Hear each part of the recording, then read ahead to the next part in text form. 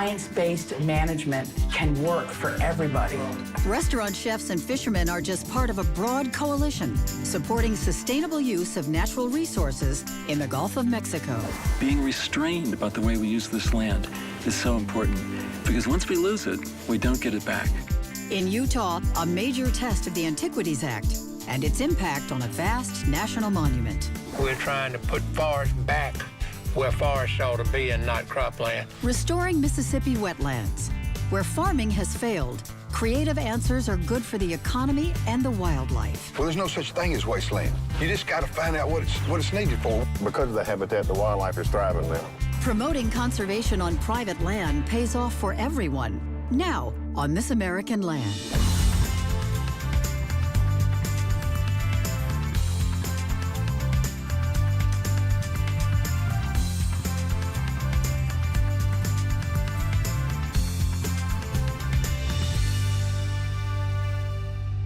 Hello and welcome to This American Land.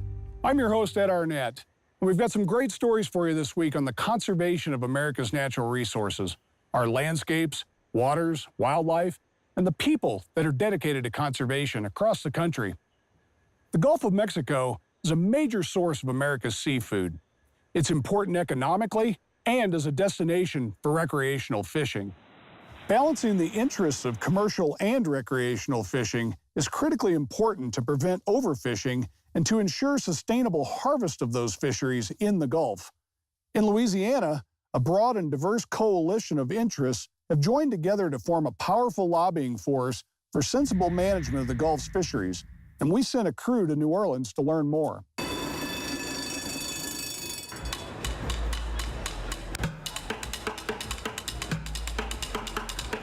When visitors come to the French Quarter in New Orleans, they have big expectations of what they're going to have to eat. The restaurant community is very important to the city of New Orleans and the state of Louisiana. We are a significant driver of the economy here.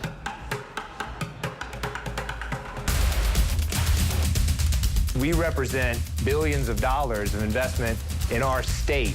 When you extrapolate that nationally, the impact is pretty big. I really appreciate the Gulf and what it has to offer. It is part of the fabric of South Louisiana.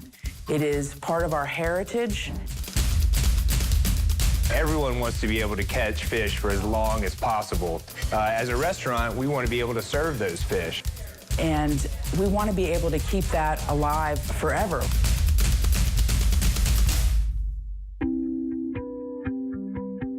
In the past, the Gulf was wide open before they really started implementing rules. You could catch fish, sell them. You could do almost anything you wanted, and that caught up with us. And by the late 90s, I could see the fish getting much harder to catch. So in 1976, the Magnuson-Stevens Act passed. It was 1990 that I remember the first regulations affecting me in the Gulf. But we were scared to death in the beginning that they were going to put us all out of business with regulations. So you had a lot of resistance from fishermen. But the more you get to know people and go to these meetings, you find the common problems that all of us have. So whether it's an environmental group or a seafood dealer, or we started getting restaurant people involved in the process of speaking up for ourselves, really. That's pretty much how we progressed to the Share the Gulf Coalition.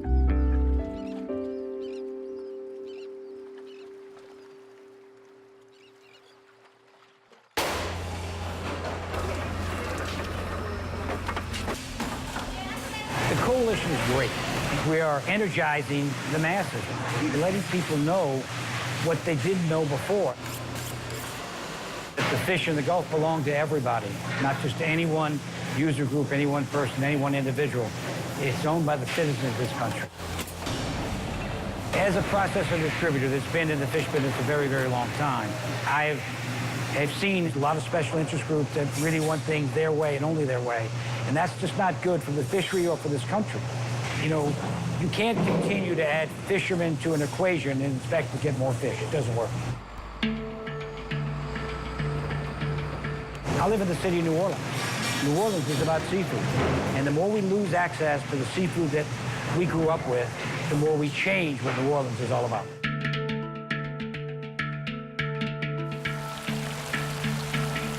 I love to fish. I'm an outdoorsman, really. I love to hunt and to do other things that are outside, especially with my children. We have so many different types of fish that we can catch, and it's no wonder we're called the sportsman's paradise. Everybody has an interest in protecting the fishery, and so we're looking for a balanced approach, looking at recreational fishermen, but also commercial fishermen, everything from, I guess, the angler to the eater, and trying to make sure that everybody has a voice at the table and that they come together, because their interests are not completely aligned, but everybody has an interest in protecting the fishery.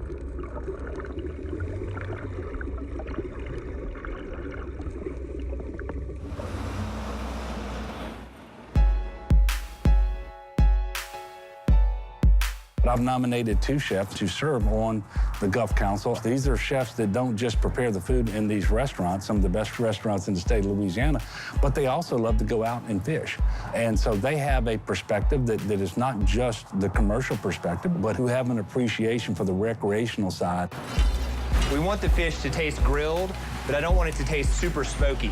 So while we interact with a lot of different kinds of fish in the restaurant, there's not a day that goes by where I'd rather be out on the water catching it myself. All of the facets of sustainability and how it affects the whole supply chain are topics that are of great interest to me here at PESH. And I feel that the restaurant has a duty to be involved in this whole chain if we're going to be serving the fish. So this is a 104-pound tuna. We are the recipient of the work of commercial fishermen. We are the place where recreational anglers come to eat. And we are also sort of the place where people around the country access fish that they may not be able to go out and catch. So my hope is that, given the opportunity, I can bring a sense of the balance of all of these different voices to what's going on in the council. Right now, we're standing inside of Redfish Grill. This is our barbecued oyster po' boy. We serve fresh, local Gulf fish. I think what would happen if the balance doesn't occur is that it forces kind of winners and losers. And I think that's not what the idea of Share the Gulf is. It's to have us all win. The Magnuson-Stevens Act has worked, and the science of it has shown that. What it's done and the rebuilding of the stocks and the way they do the allocations, it has made it so that we have fish available all year long. The Gulf is an incredible natural resource that has shown that it can be managed successfully, that we can bring species back from dangerous low levels, that science-based management can work for everybody. But we all have to be on the same page and realize that we're playing for the same team.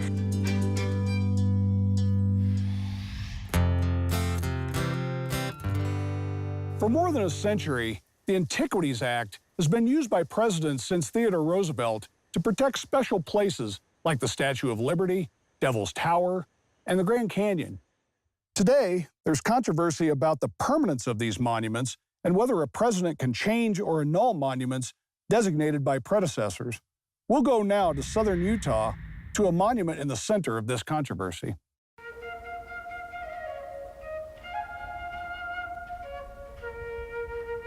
Grand Staircase Escalante National Monument is huge.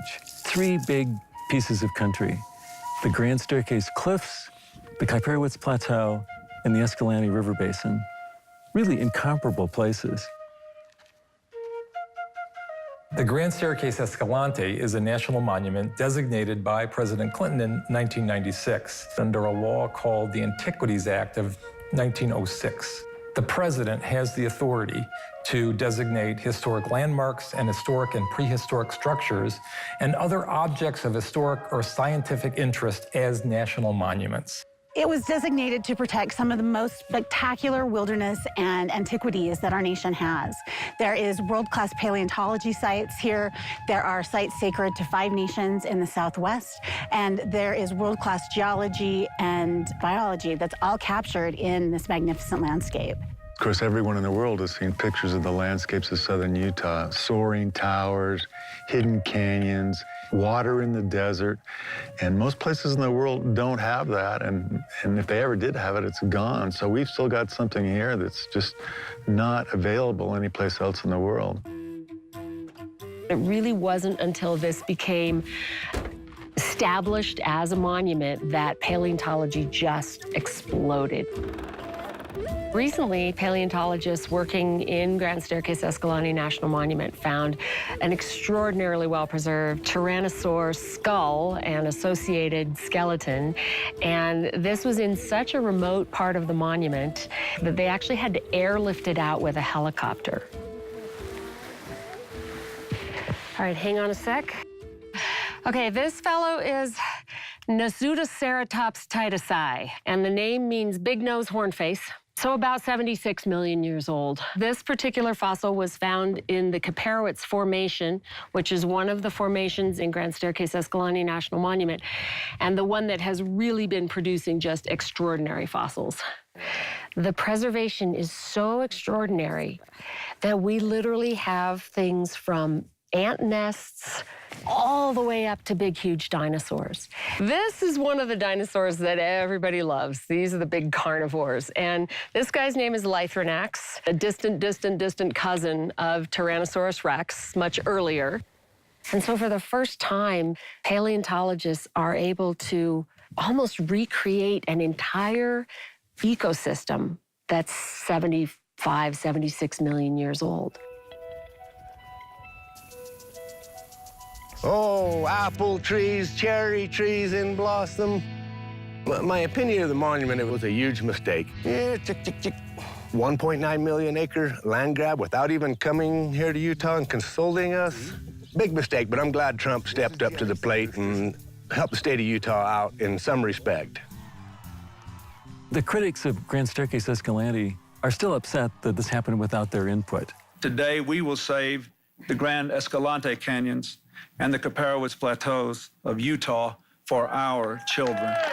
President Clinton moved quickly. He was talking to scientists, he was talking to land managers, but there was no public process, there were no public hearings. And the administration learned a lesson. When President Trump came to Utah in December of 2017 to reduce the monument by half at the behest of Senator Orrin Hatch, he split the monument up into 3 chunks. And if you look at the map that he used to do that, evidently, the only thing he was thinking about was potential mineral development. So everything that's on this map in orange and yellow represents the boundaries of the original Grand Staircase Escalante National Monument, 1.9 million acres. The yellow areas are the areas that have been taken out of the monument. So what is left is less than 1 million acres now. The things that have been taken out in the monument have potential for tremendous paleontological discoveries. It's not just more of the same. Almost every field season, something incredible comes out of these layers. These reductions are really unprecedented in scale. If you look at the whole history of public land law, you never see any action even coming close to this. California Edison came in here in the 60s, and they determined then there was enough coal to run the entire energy needs for the United States for 200 years. We are so filthy rich with natural resources, and we can't touch them. And I don't really know what Utah got out of it other than they got out.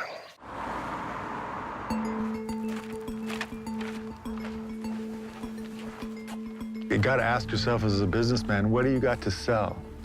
And what we got to sell are some of the greatest landscapes on this whole planet. You're busy? Yeah, we are very busy. Most of us here in Boulder are very worried about the potential for extractive industries in this area. Those types of industries will go out into the wildlands around us and basically blot them in ways that will make them less attractive to this world population that I'd like to see come here. And signal to the world that this is a less special place. After all, it's been demoted. Those small communities dream of extractive industry coming in and everyone ending up rich. But it simply isn't going to happen. And what we're seeing is that those beautiful little spots surrounded by protected public land attract people who are retiring, who can work remotely, who want to work in the tourism or recreation industry. You know, outdoor recreation generates billions of dollars now, far more than mining or logging or cattle. It's very unique compared to Denmark because Denmark is so flat. It makes me feel good. It's a special landscape for generations of Americans and Native Americans. Since the monument was designated 21 years ago, tourism has really become the heart of the economy, but it's not the only economy. Now we need CPAs, we need doctors, we need dentists. There are rural communities everywhere who would give their eye teeth to have the opportunity that we have before us, and for reasons that we really don't understand, that's being swept away. And so now we have to argue the issue in the courts. Does the president have the right to reduce the size of the monument for no apparent reason? The Antiquities Act is narrow. It gives the president one-way authority to reserve. It does not give the president the authority to modify or revoke. Remember that this is desert. This is dry land that does not recover. That's why being restrained about the way we use this land is so important, because once we lose it, we don't get it back.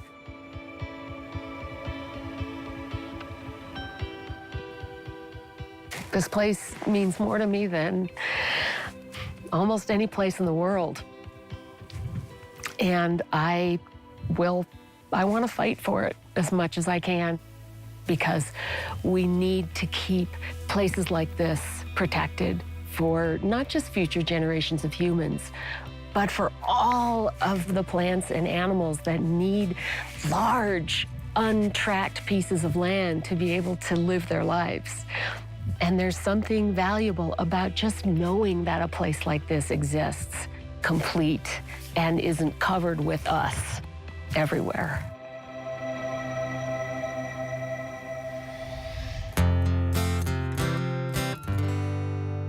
In the lower Mississippi alluvial valley, in Arkansas, Louisiana, and Mississippi, there's an unsung conservation success story underway: the restoration of bottomland hardwood forests. With support from a federal program, private landowners are now replanting those forests, providing essential habitat for wildlife and profitable opportunities for themselves.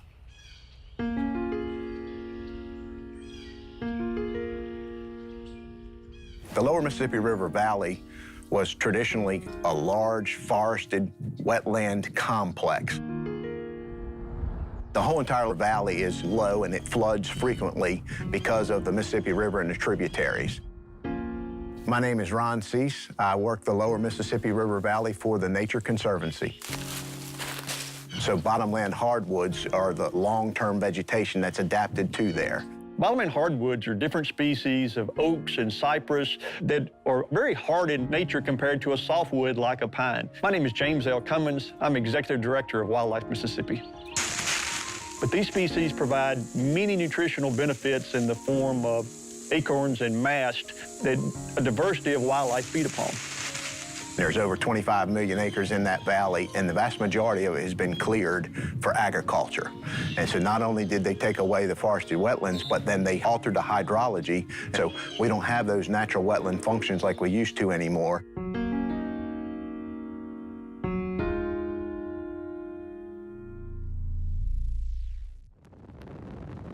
Part of the problem was land that was not good farmland was cleared to be farmland, and it was not profitable. This is Louis Fertizzi of Fertizzi Nursery, and Louis has been planting seedlings approximately 30 years and planted over 100,000 acres. Cypress trees here you're looking at, farmers were going out of business. They'd come and spend 2 or 3 years here farming, and then they'd be out of business because water would get over it. These are all hand-planted. Nuttall is a lowland species. This is overcut. Something besides an oak tree. Ducks feed on these acres. We're trying to put forest back where forests ought to be and not cropland. In the early 90s, the Wetland Reserve Program was created by the United States Congress. The program actually pays an easement payment to the landowner to help offset agricultural production costs. It also helps pay for the restoration of wetland and bottomland hardwood habitat.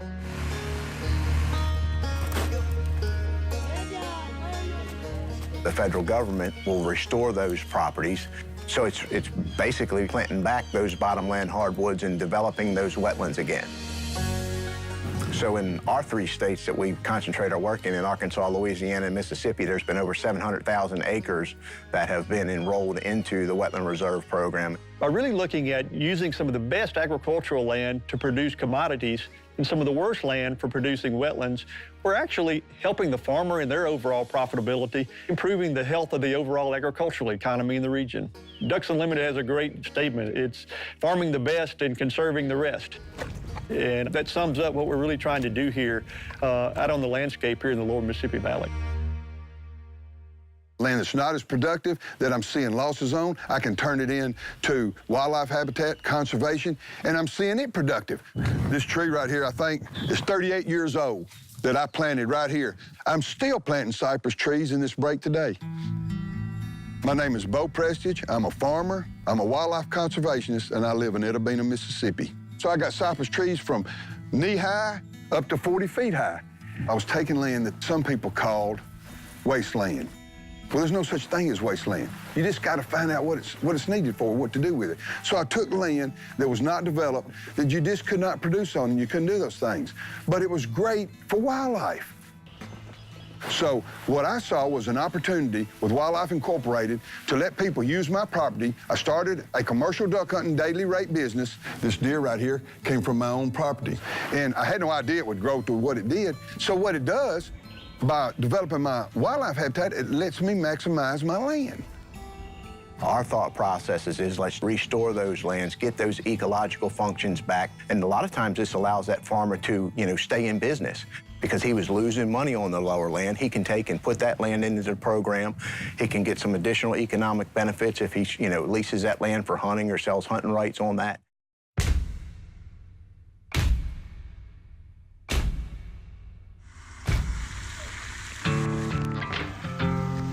There's some deer right there running.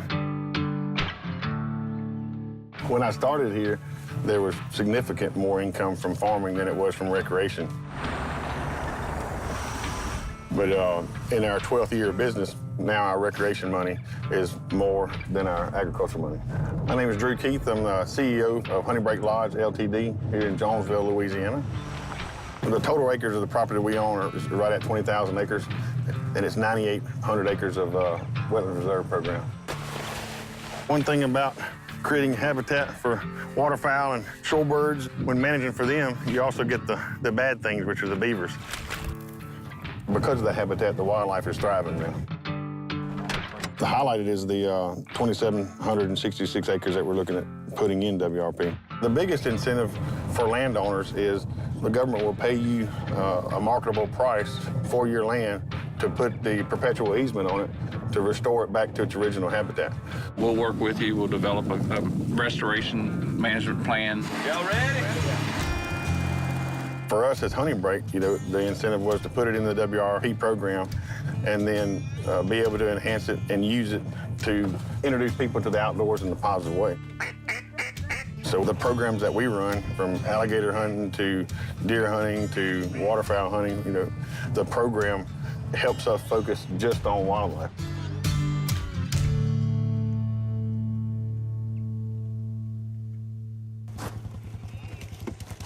When we as a nation think of the Farm Bill, most people think about something that provides help to the farmer in terms of crop assistance. But it's also the single largest private lands conservation program in the United States. Wetland restoration provides benefits for citizens throughout the United States. These bottomland hardwood trees are sequestering carbon.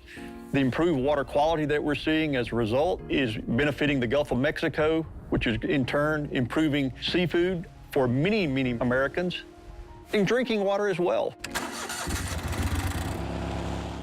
It's great to see, the landowners voluntarily making the decision to do this because we're getting conservation on private lands. They still own that land, and it's a great win for our society in total. Because of the water quality impacts and the wildlife habitat and the migratory birds that use those lands, it's affecting, this whole region in this nation.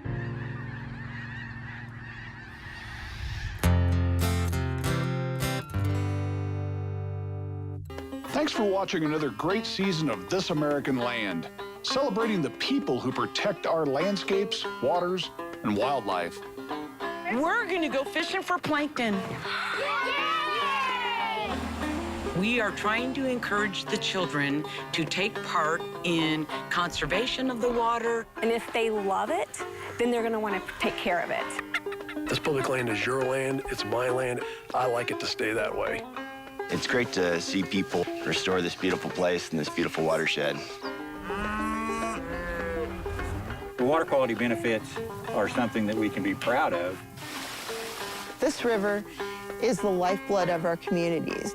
As a Native American, it means a whole lot to me and my culture. That's kind of our church, you know, it's where we find our happy places and, how we like to live our lives. And I think this land is better off for having people that love it on it. We know, based on all the data we gather, that these conservation practices work. So we got to get out here and get this arugula. I strongly believe that the more we understand the benefits of healthy soil or healthy earth, the more we start to treasure the health of the earth. That's all for now, and thanks for joining us. We'll see you next time on This American Land. For more information about this program, visit thisamericanland.org and like us on Facebook.